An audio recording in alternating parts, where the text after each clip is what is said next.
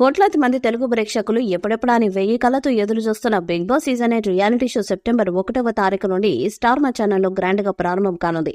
సరికొత్త కాన్సెప్ట్ తో మరోసారి మన ముందుకు రాబోతుంది. ఈ ప్రోమోలు చూస్తేనే అర్థమవుతుంది. కంటెస్టెంట్స్ కి సంబంధించిన ప్రోమో షూటింగ్స్ కూడా గత వారంలోనే పూర్తి చేశారు. అలాగే ఈ నెల 28, 29 తేదీలలో కంటెస్టెంట్స్ కి సంబంధించిన డాన్స్ పర్ఫార్మెన్స్ షూటింగ్ కూడా చేయబోతున్నారు.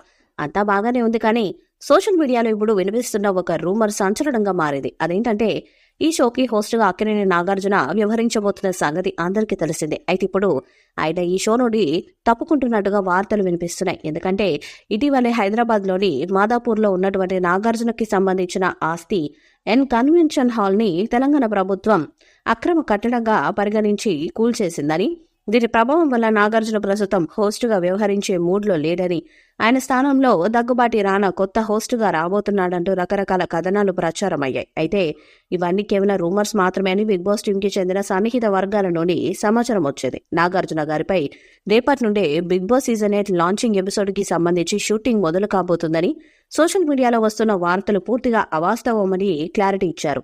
అసలు ఈ రూమర్ పుట్టడానికి ప్రధాన కారణం బిగ్ బాస్ సీజన్ 2 కంటెస్టెంట్ బాబు గోగినేని.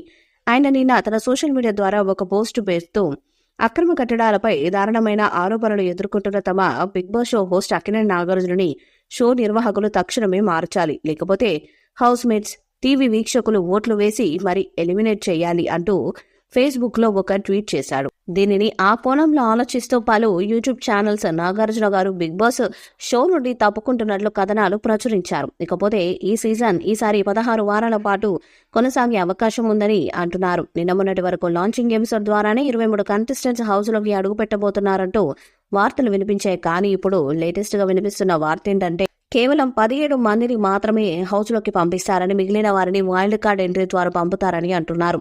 ఈ వీడియోపై మీ అభిప్రాయాన్ని కామెంట్ బాక్స్ లో తెలియజేయండి. ఈ వీడియో మీకు నచ్చితే లైక్ చేయండి, షేర్ చేయండి, కామెంట్ చేయండి. మరిన్ని అప్డేట్స్ కోసం మన ఛానల్ సబ్స్క్రైబ్ చేయండి. అలాగే పక్కన ఉన్న గంట సింబల్ గట్టిగా కొట్టండి.